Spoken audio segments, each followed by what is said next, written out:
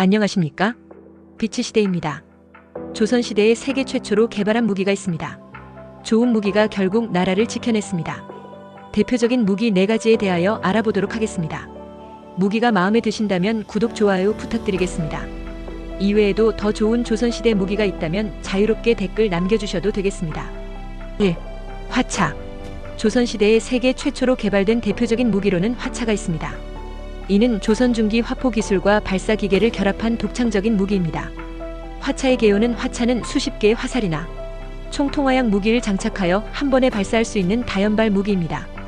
이는 적의 대규모 공격을 효과적으로 막거나 반대로 적의 진영을 빠르게 무너뜨리는 데 사용되었습니다. 화차는 일종의 화력 지원 무기로 오늘날의 다연발 로켓 시스템과 유사한 개념으로 볼 수 있습니다. 구조와 작동 원리로는 화살형 무기는 화살에 화약을 장착한 신기전을 발사하는 방식이며 총통형 무기는 각종 대형 총통화약포를 화차에 고정하고 한 번에 발사하는 방식입니다. 화차는 나무로 제작된 이동식 수레 위에 발사대를 장착하여 이동성과 발사각도 조정이 가능했습니다. 화차 개발자와 제작 배경입니다. 화차는 조선 전기의 과학자이자 무기 제작자인 최해산과 화약 제조 기술자들에 의해 개발되었습니다. 조선 초기 세종대왕의 적극적인 과학기술 진흥 정책 덕분에 화포와 신기전 기술이 발전했으며 이러한 기술이 결합되어 화차가 탄생했습니다. 화차의 개발자로 최해산이 있으며 신기전과 화차 개발에 기여한 핵심 인물로 세종의 지원을 받아 여러 무기를 설계했습니다. 화차의 개발은 세종대왕의 국방 강화, 의지와 과학기술 발전 정책의 산물로 집현전 학자들과 기술자들이 협업하여 설계되었습니다. 역사적 의의로는 화차는 세계 최초의 다연발 무기 중 하나로 평가받으며 조선의 군사기술이 당시 세계 최상위 수준이었음을 보여줍니다. 임진왜란과 같은 전쟁에서 화차는 적군의 대규모 진군을 저지하는 데 사용되었습니다. 이는 후대의 화약 무기와 군사공학 발전의 중요한 토대가 되었습니다. 화차와 관련된 기술 및 설계는 조선시대 군사기술서인 화포시건해와 병장도설에 기록되어 있습니다. 이는 조선 후기까지 군사기술을 전수하는 중요한 자료로 남아있습니다. 2. 신기전. 신기전은 조선 세종대에 개발된 로켓 추진식 화살로 당시의 첨단 과학기술을 반영한 무기입니다. 이는 고려 말 최무선이 만든 주화를 개선한 것으로 알려져 있습니다. 신기전은 화약 추진력을 이용해 날아가는 세계 최초의 로켓 추진 다연발 화살 로켓형 무기입니다. 이는 오늘날의 로켓 무기의 원형으로 평가받습니다. 신기전은 화살의 끝에 화약을 장착하여 적의 진영을 타격하거나 화재를 유발하는 데 사용되었습니다. 구조는 신기전에는 크기와 용도에 따라 대형, 중형, 소형의 3가지 종류가 있었습니다. 대형 신기전 장거리 발사 및 대규모 화력 공격, 중형 소형 신기전 근거리에서 적을 교란하거나 다량 발사. 개발자 최해산이 설계와 제작에 큰 기여를 했습니다.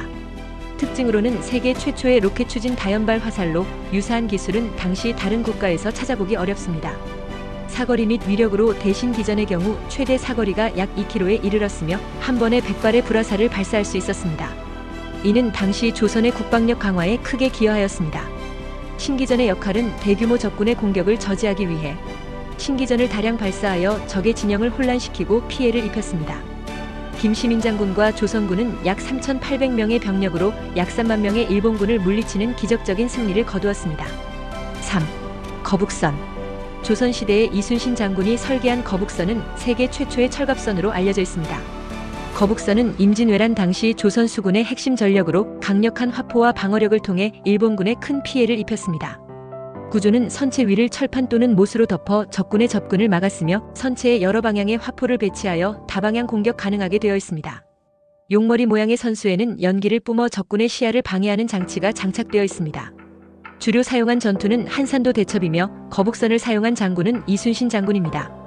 이순신 장군은 거북선을 이용하여 일본군을 상대로 대승을 거뒀습니다.